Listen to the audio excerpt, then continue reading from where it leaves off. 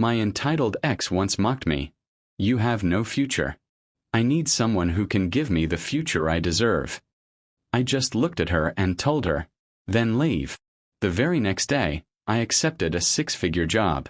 Months later, she came crawling back. Her regret became my revenge. Hey, Reddit. I figured it was finally time to share a story that's been sitting with me for a while. It's about an ex who straight up told me to my face that I had no future, and how life ended up proving her dead wrong without me even having to lift a finger. I didn't plan revenge. I didn't scheme.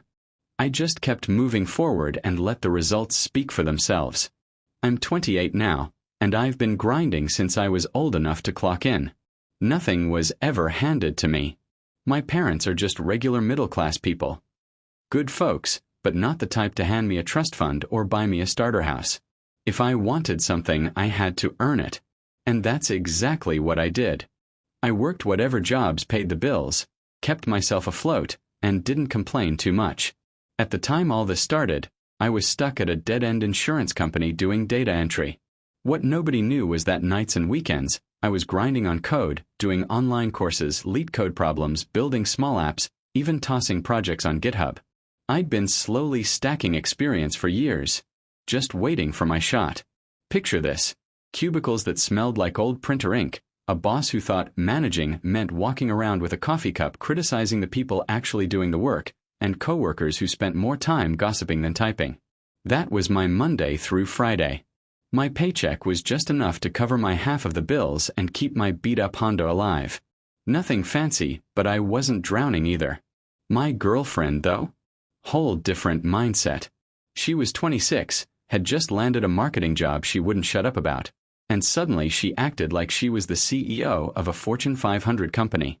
We'd been together 2 years, living together for about 8 months in my tiny studio apartment that I'd turned into a home. Secondhand couch, wobbly kitchen table, but I kept the lights on, fixed things myself, handled the bills. It worked. To her, though, it was never enough. She always had comments. My car was embarrassing. My furniture looked college dorm. She'd joke about how her coworker's boyfriend drove a new SUV. Like that was the standard now. I didn't mind playful teasing, but hers had an edge, like she genuinely believed I was dragging her down. I usually clapped back. One time she said, "Don't you wish you had something newer than this car?" And I shot back, "Yeah, maybe I should get the same model your dad drives since you seem to like living off other people's money." She didn't laugh. Anyway, one random Tuesday my life flipped. I checked my email on lunch break, and there it was. Subject line, Senior Software Developer Position, Final Offer. My stomach dropped. I'd gone through 4 rounds of interviews with a Manhattan tech company. Honestly didn't think I'd make it past round 2. But here it was in black and white. A 6-figure salary, relocation covered, and a flexible start date no later than 3 months out. I leaned back in my chair staring at the screen like it was a cheat code for life. And the crazy part? I hadn't even told her I was interviewing. Why? Because I already knew how she operated. If I got rejected, she'd treat me like a failure. If I got the job, she'd suddenly rewrite history and act like she always believed in me. I wasn't about to give her that power. So I sat on it. I had 2 weeks to accept. I minimized the email and went home like nothing happened. She was on the couch scrolling Instagram, probably liking pictures of some influencer's vacation. I looked at her and thought, you have no idea how close your entire life is to changing. But I kept quiet. A few nights later, she insisted we go to dinner at her parents' house. Fine. I didn't love it, but I went. Big mistake. Her dad opened with, "So, any new opportunities at your job?" Like he already knew the answer. I said, "Nah, same old grind, but I'm good at it." Her mom forced a smile and said, "Well, at least you're consistent." Then the whole dinner turned into a highlight reel of her career. New office, new clients, potential growth. They even joked about maybe helping us upgrade our furniture soon. She laughed along. Laughed. Like it was hilarious that I was sitting there being treated as the underachieving son-in-law. That's when it clicked. She was shallow to the core. She cared more about optics than reality. They didn't see the nights I stayed up fixing things to save money or the bills I paid. They just saw low status versus high status. I didn't clap back too hard in that moment. My ace card was too good to waste. But I did lean back, smile, and say, "Good thing furniture doesn't define a relationship. If it did, half the couples in this neighborhood would be single." She didn't like that. Later that night, she complained I embarrassed her by being sarcastic. I told her flat out, "If you're that unsatisfied, maybe you should just leave. Problem solved." She went quiet. That's the thing about me, I don't beg. I don't play the please don't go game. You either value me now, or you don't deserve me later. So while she was busy whining about optics, I had an email in my pocket offering me a new life in New York. 6 figures, apartment allowance, a career I actually wanted. She thought she was dating a guy stuck in neutral. In reality, I was idling with my foot on the gas, just waiting for the green light. That night, lying in bed staring at the ceiling, I made the decision. I'm not telling her yet. If she can't see my worth without a paycheck attached, she doesn't deserve to be there when it finally hits my account. That decision set the stage for everything that came after. From the outside, nothing changed right away. I still dragged myself to that cubicle farm every morning. Still drove the same Honda with the squeaky brakes.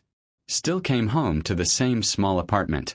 But inside, I had this calm confidence, like a guy holding pocket aces while everyone else thinks he's bluffing.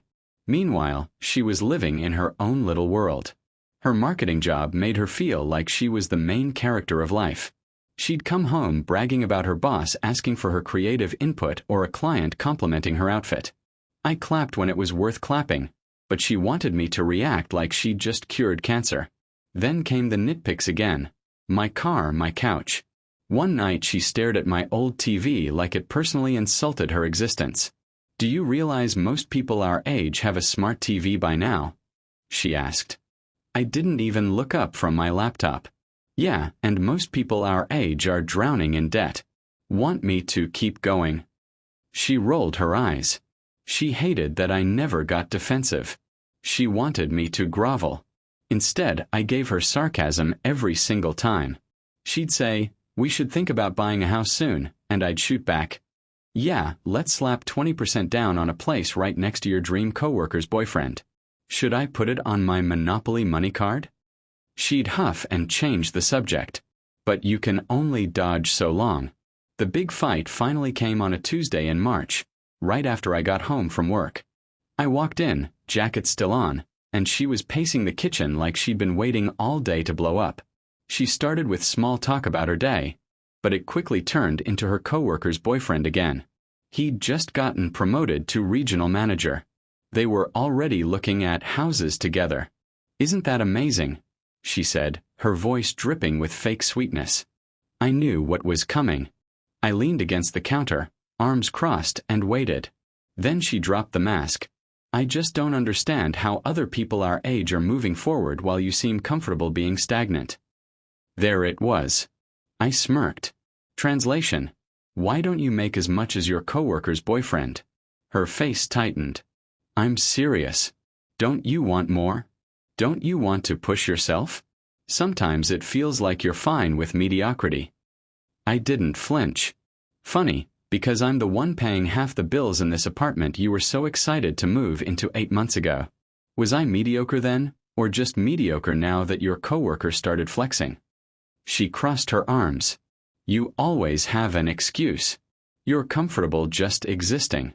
Unlike you, I need..." She wanted someone with status. Someone who could give her the future she thought she deserved. That line hit, not because it hurt, but because I had the offer email sitting in my pocket like a loaded gun. She thought she was delivering some life-changing speech, but really, she was just clowning herself. I raised an eyebrow. "So you've decided I have no future.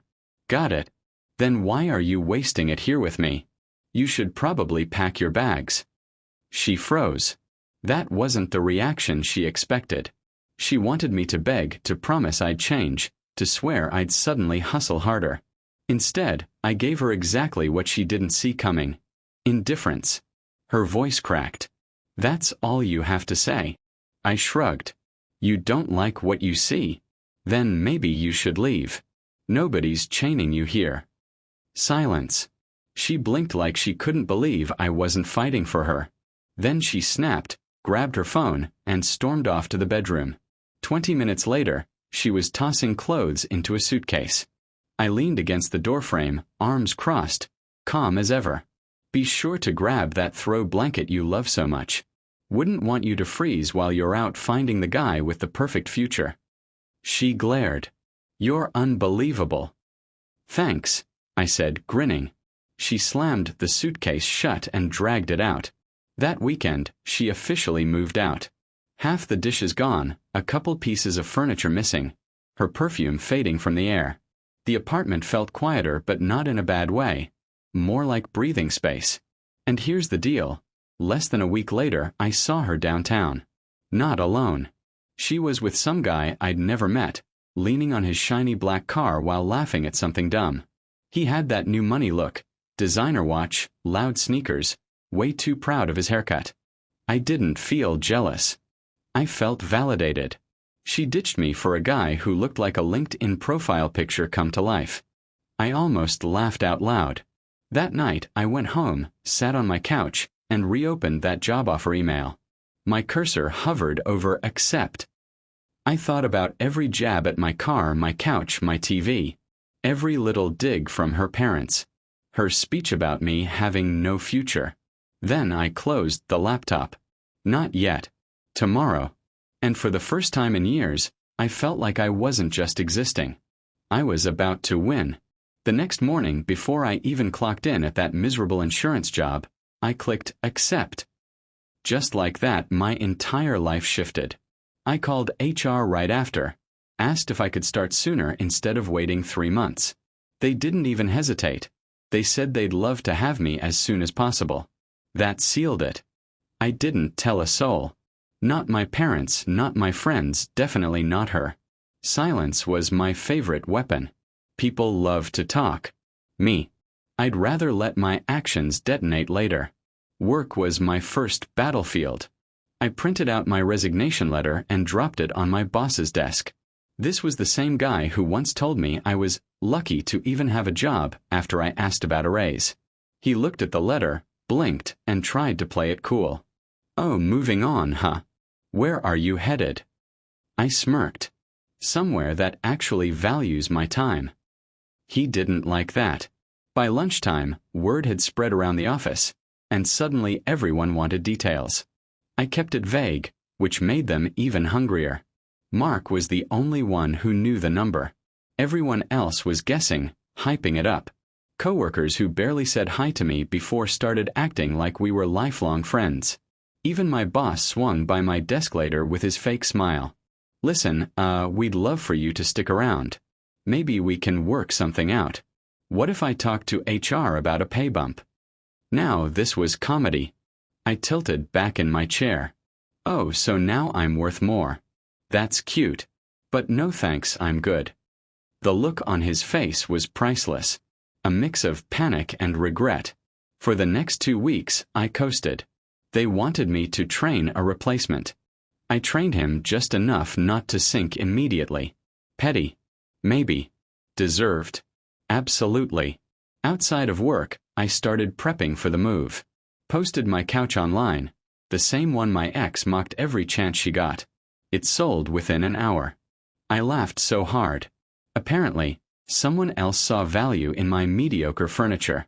I cleaned out closets, boxed up my life, and every time I taped a box shut, I imagined I was sealing away another insult she'd thrown at me. Then came the cherry on top. A buddy of mine sent me a screenshot from Instagram. There she was, my ex, draped over Mr. Fancy Car. The caption was something ridiculous like, "So proud of him. He's such a provider." I nearly spit out my drink. But here's what made it even better. Turns out Mr. Fancy Car wasn't some big shot. He was a store manager at a clothing chain. Not knocking honest work, but it's a long way from the executive vibes he was faking. And that car. Leased. He bragged about it at a bar, and people were clowning him behind his back. So she downgraded. Left me, The guy with a six-figure contract in his inbox. For a poser who had to stretch his paycheck just to look successful. If karma has a sense of humor, this was it. Did I text her? Nope. Didn't need to. Watching from the sidelines was better. I already knew her pattern. She chased the look of success, not the real thing. Sooner or later, she'd realize she backed the wrong horse, and by then I'd be 3 states away, living a life she couldn't get invited to even if she begged. Packing became a ritual. I'd throw on some music, start sorting through my stuff, and picture the skyline waiting for me. I wasn't nervous. I wasn't scared. I was calm, like a man who knew he was finally stepping into the role he was always meant for. My parents noticed I was acting different. My mom asked if something was up. I just smiled and said, "Good things are coming." She thought I was joking. My dad gave me a look like he knew I wasn't.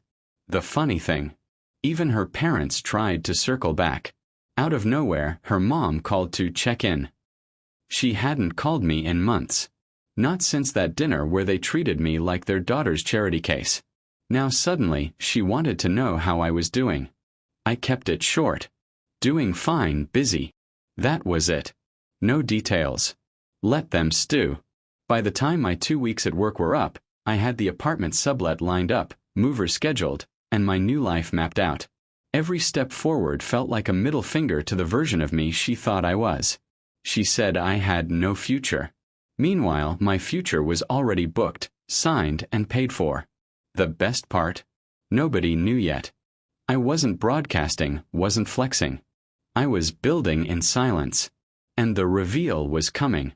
Oh, when it hit, it was going to shake her little world. I wasn't planning some dramatic reveal. My style was always to let life do the talking. But apparently, life had other plans. One of my coworkers, Mark, got the bright idea to throw me a farewell party. "Dude, you're moving to New York for a 6-figure job. We can't just let you leave quietly," he said. I tried brushing it off, but within a week, half the office knew. Word spread faster than a group chat on fire. At first, it was supposed to be 5 or 6 people grabbing food. Then it snowballed, old coworkers, friends I hadn't seen in months, even a couple people from college reached out like they'd been rooting for me all along. It felt surreal. 2 weeks earlier, I was just the quiet guy in data entry. Now, suddenly, I was the man of the hour. The party ended up at this local bar with a back room big enough for the crowd. I walked in and immediately felt the energy shift. People were clapping me on the back, shoving drinks into my hand, asking when I was leaving, how I got the offer, what New York was like. For once, I wasn't the guy in the background. I was the story everyone wanted a piece of. Mark raised his glass and gave a toast.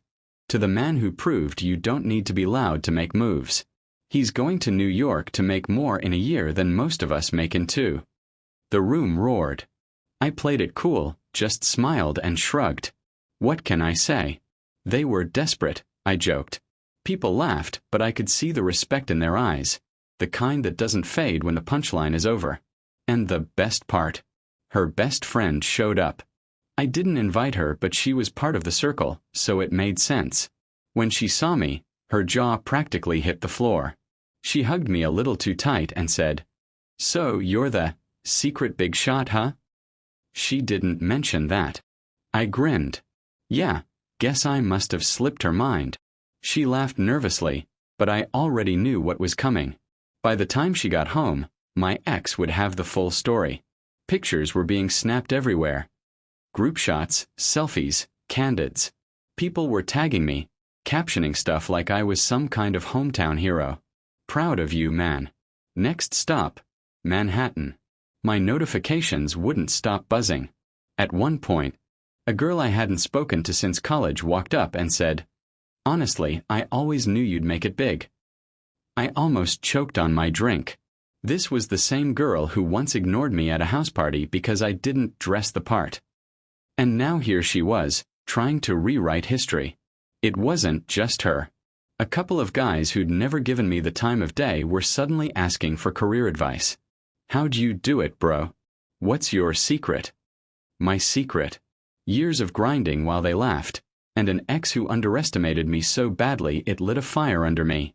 But all I said was, right place, right time. By midnight, the photos were everywhere. People commenting, sharing, congratulating. My feed looked like a highlight reel. I didn't care about clout, but I knew exactly who would. Sure enough, at 2 a.m., my phone buzzed. Her first text. Hey, can we talk? Then another. Is it true you're moving to New York? An hour later, a whole paragraph. I don't understand why you never told me about this when we were together. Did you hide it on purpose? I just feel blindsided. We should talk about us. I didn't reply. Just set the phone face down and went to bed smiling. The next day, the calls started. Missed calls stacked up like spam. Voicemails too. At first, they were polite. I just want to clear the air. Then they turned emotional. I can't stop thinking about us. We were good together. Maybe I was too hard on you. By the third day, they were frantic. So what, you just moved to New York and forget me? After everything we had, you can't even give me 5 minutes to talk? I listened to every single one, then deleted them. Not out of cruelty, but because I knew nothing good would come from responding. She wasn't reaching out because she suddenly rediscovered her love for me. She was reaching out because her no future narrative had just blown up in her face. And the best part, I didn't even need to say a word. The photos, the posts, the party, they did all the talking for me. She dumped me for being mediocre. Now her own friends were congratulating me for leveling up while she stood outside, looking in. It was the cleanest revenge I never had to plan. By the time moving day rolled around, I was on autopilot. Boxes taped, movers hauling furniture, lease paperwork done, my car packed with whatever I didn't trust strangers to handle. The place that once felt like our future was now just another stop I'd outgrown. I was pacing back from a last walkthrough when I saw her, standing at the end of the driveway like some badly timed ghost, nervous, arms crossed, chewing her lip. She looked smaller than I remembered, less sure of herself. The confident girl who once stood in that kitchen declaring I had no future was gone. This version looked like she wasn't sure she had one of her own. I stopped, just stared, didn't wave, didn't break the silence. If she wanted to speak, she could start. Hey, she said finally. Can we talk? I checked my watch. You've got about 5 minutes before that truck pulls out. Make it worth my time. She flinched but stepped forward, then launched into her speech like she'd been rehearsing it for weeks. I'm sorry for how things ended. I was stressed. I didn't mean everything I said. I projected my fears onto you. I should have believed in you. I know I was wrong. I cut her off with a laugh. Believed in me? You didn't lack belief. You wrote me off like an expired coupon. You told me I had no future. That's not doubt, that's a death sentence. And now you want to act like you just misplaced your faith. Her cheeks went red. That's not fair. I didn't know. Didn't know what? I snapped. Didn't know that the guy who kept your rent paid and your fridge stocked might actually be capable of more than data entry? You didn't care to know. You didn't even ask. You just measured me against some random coworker's boyfriend and declared I was worthless. She wrung her hands. I was scared, okay? Everyone else seemed ahead of us and I panicked. But I've realized we had something good. Maybe we could try again. I shook my head. You don't get to pull the eject handle and then try to crawl back into the cockpit once the jet takes off. You made your choice. Live with it. Her face twisted. Desperation creeping in. You don't get it. If it wasn't for me pushing you, you wouldn't even have this job. I pushed you to do better. I lit a fire under you. So, in a way, I'm part of your success. You should be thanking me. I laughed so hard the movers glanced over. Oh, that's rich. You dumped me. Called me stagnant. Bounced onto Mr. Least BMW. And now that I'm leaving for New York, suddenly you're my motivational speaker? What exactly should I thank you for? The insults? The comparisons? Or maybe the part where you made yourself look like a clown when the mediocre guy, turned out to be a six-figure earner. She scowled. You're twisting it. I just knew you had potential and I pushed you. No, I interrupted. You didn't push me. You pushed me away. There's a difference. And trust me, you don't get credit for my grind. That job offer wasn't thanks to you. It was in spite of you. Every time you called me average, I worked harder. Every time you mocked my couch, I built my escape plan. You weren't fuel, sweetheart. You were dead weight. Her voice cracked. That's not true. You wouldn't even have believed in yourself if it wasn't for me demanding more. I smirked. Right. And I guess LeBron should thank the guy who cut him from JV for pushing him. That's not how this works. You don't get to sabotage someone and then demand royalties when they win. Her eyes watered, but she pressed on, voice higher now. So what? You're just going to New York and leaving me here after everything we shared? After 2 years. I leaned closer, voice calm but sharp. You left me the moment you decided a store manager with a leased car looked shinier. Don't talk about 2 years like you respected them. You torched those years for a guy who couldn't even keep up the image for 4 months. And now you're here begging at the end of my driveway because suddenly your safety net is gone. She went silent, chest heaving, then whispered. So you're really done with me? I grinned. Done. I was done the second you said I had no future. The only reason I even let you finish your little speech just now is because I had time to kill before the movers closed the truck. Her lip trembled. Maybe we could try again in New York. You don't have to stay here. I could come with you. It'd be different. I cut her off again. Yeah, it'll be different because you won't be there. The mover slammed the truck door shut, asked if I was ready. I didn't look at her. Yeah, let's go. I got in my car. She stood there shaking, trying to hold on to whatever scraps of control she thought she had left. I rolled the window down one last time, gave her a final line she'd never forget. You told me I had no future. Funny thing is, you were right. The only future I don't have is one with you in it. Then I pulled out, left her standing in the dust. New York didn't wait for me to catch my breath. From day one, it was motion nonstop. The company put me in temporary corporate housing while I hunted for a real place. I sold the Honda a week after landing. The subway and the occasional Uber did the heavy lifting.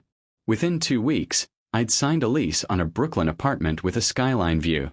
That first night, I stood on the balcony watching the city light up like a circuit board and thought, this is what she said I didn't have, a future. Work was a completely different world compared to the cubicle graveyard I'd left behind. My new team respected me. My boss didn't just bark orders. He asked for my input, treated me like someone worth listening to. The projects were challenging in the best way. Instead of entering data like a robot, I was solving problems, building tools, making decisions that mattered. And within 3 months, I'd earned a promotion. For the first time in my life, someone paid me more because they thought I deserved it. Not because I threatened to quit. Outside of work, I started building a circle. A couple of guys from the office invited me to lift with them at their gym. My neighbors actually introduced themselves instead of pretending I didn't exist. For the first time as an adult, I felt like I was part of something. Not just a supporting character in someone else's story, but the main role in mine. And then, right on cue, she tried to claw her way back in. It started with texts. At first, simple ones. Congratulations on the new job. I always knew you'd make it. Then, happy birthday. Hope you're doing okay. Eventually, they turned into longer ones. Paragraphs stuffed with nostalgia. Remember when we talked about living in a big city? I'm so glad you're doing what we always dreamed about. But we didn't dream about this. I did. Alone. While she was busy comparing me to her Mr. Regional Manager boyfriend, I was grinding. I ignored every message, which only made her escalate. Random calls at odd hours. Voicemails that bounced between flirty, angry, and pathetic. One night, I played one on speaker while a couple of coworkers were hanging out at my place. She actually said, "You wouldn't have made it if it wasn't for me pushing you. Deep down, you know your success is mine too." My buddy nearly choked laughing. I deleted the voicemail and said, "That's the voice of a woman who thought Elisa's car was an upgrade." But she wasn't done. Screenshots started popping up in my DMs. Posts she'd made on social media. Stuff like, "So proud of him. I always supported his dreams." And, "Funny how people don't realize who pushed them until it's too late." She was writing essays about me like she was some ex-wife entitled to alimony. People from back home were clowning her in the comments and sending me the receipts. One caption literally read, "Behind every successful man is the woman who built him." I just shook my head. She didn't build me. She tried to tear me down. And when I rose anyway, she slapped her name on the foundation. The creepy part didn't happen until month 4. I came home late one night after a brutal day at work, stepped out of an Uber and froze. There she was, standing outside my building with a suitcase, dressed like she was ready for a date night. "Surprise," she said, smiling like this was some rom-com reunion. I didn't move. "What the hell are you doing here?" "I came to be with you," she said matter-of-factly. "We used to daydream about making it to New York. Now I'm here. It's fate." "We?" I laughed. "Last time I checked, you said my future didn't exist. Now you're dragging luggage to my building like we're in some Hallmark movie. You've lost it." She pouted, stepping closer. "You don't mean that. This is where we were always heading. I just got scared before, but now I see clearly. You're successful because I pushed you. We're meant to do this together." I held up a hand. "Stop. You don't get to show up uninvited, rewriting history like some deranged stalker. You didn't push me forward. You pushed me out the door. There's a difference." Her smile twitched. "Don't talk like that. I came all this way because I love you." I smirked. "You came all this way because your little upgrade couldn't keep his car payments, and now you're broke living with your parents. You're not here for me. You're here for stability. You see me winning and you want a cut. Sorry, the ATM's closed." Her face cracked. "That's not true. You're being cruel." "Cruel?" I leaned closer. "You told me I was stagnant. You laughed at my car, my couch, my life. You don't get to reappear 4 months later with a suitcase and call it destiny. That's not love. It's desperation dressed up in lipstick."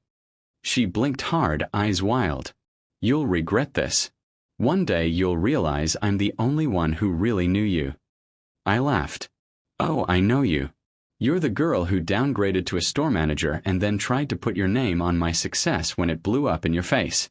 You're not my future. You're a tourist who missed the last train." At that moment, the doorman stepped out, sensing the scene. "Everything all right here, sir?" I nodded. "She was just leaving." She shrieked. "No, I'm not leaving. You can't erase me. I belong here." The doorman raised an eyebrow and gestured toward the street. "Ma'am, you need to go." She clung to her suitcase like it was a lifeline. "This is fate. You can't just walk away from fate." I smirked as I walked inside. Fate doesn't knock on my door with a suitcase. Fate already moved me here without you. The door shut behind me, her voice muffled in the night. Upstairs, I dropped my keys on the counter, stepped onto my balcony, and looked out at the skyline. Peaceful. My city. My future. She said I had no future.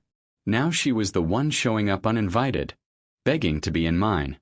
After that night in New York, I figured I'd never see her again. And honestly, I didn't care if I did. Life was good. Work kept me sharp, the city kept me busy, and I was stacking wins. Left and right. I'd built a rhythm that didn't include her shadow anymore. Then a year passed, and I had to fly back home for my cousin's wedding.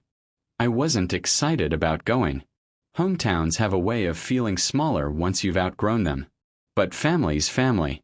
So I packed a bag, caught a flight, and landed in the same place I'd left behind in the dust. It was surreal. Same streets. Same hangouts. Same people still orbiting the same gossip. And of course, my name came up in every conversation. Relatives pulled me aside to tell me how proud they were. Old friends asked about the city like I was some celebrity. Not gonna lie, it felt good. But the moment I knew was coming came fast. Whispers about her. She's been asking about you, one cousin said. She talks like you two just needed time apart, another added. I just smiled and kept it moving. Let them speculate. I wasn't about to waste energy on rumors. The wedding day was classic small town. Same rented hall. Same bad playlist. Same people sipping punch like it was the highlight of their year. I was catching up with my old college roommate when I saw her. She slipped in like she owned the place, wearing her best "I'm doing fine" smile. From across the room, I could tell it was forced. She made her way toward me, weaving through tables like a shark that smelled blood. My buddy caught on and muttered, "I'll give you space," before disappearing. "Hi," she said softly, almost like the night outside my building hadn't happened. "Can I sit?" I gestured at the chair. "It's a free country." She sat down, folded her hands, and stared at me like she was trying to read a language she'd forgotten. "You look good. New York suits you." "Yeah," I said flatly. "It does." She tried again. "I've been working a new job. Not as exciting as yours, obviously, but stable. I'm getting back on track." I nodded once. "Good for you." Her smile wavered. "I saw pictures of you online. You look happy. You deserve that." Silence stretched. I didn't feel the need to fill it. She finally leaned forward. "I just wanted to tell you I was wrong about everything. I didn't see what I had. I thought I needed more and I ended up with less. I regret it." I leaned back, arms crossed. "That's nice, but let's be clear. You don't regret losing me. You regret losing the perks. You regret misjudging the bet. There's a difference." Her eyes watered, but I kept going. "When you walked away, I didn't chase. That should have told you everything. You weren't worth fighting for. Not then. Not now." She shook her head. "I know I messed up, but can't we at least be friends? We had history." I laughed. "Friends? You think I want to swap memes with the same girl who told me I had no future? No thanks. I'd rather have fewer friends and zero anchors." Her face crumbled. "You don't mean that." "I mean every word. Look around." I gestured to the hall.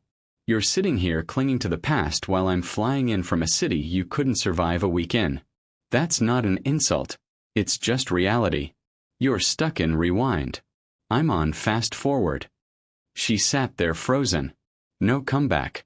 No defense. Finally, she whispered, "I hope one day you'll forgive me."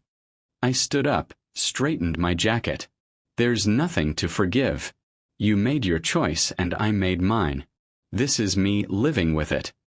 I walked away, leaving her sitting there while the DJ switched to another cheesy love song. People glanced, whispered, but I didn't care. That was the last real conversation I'd ever have with her. Back in New York the next night, I dropped my bag on the floor of my apartment and stepped onto the balcony. The skyline stretched out, alive and endless. My life. My future. Sometimes the best revenge isn't screaming or plotting. It's silence. It's success. It's leaving someone to choke on the dust you kicked up when you left. She said I had no future. Now she's the one stuck in the past, watching me build one without her.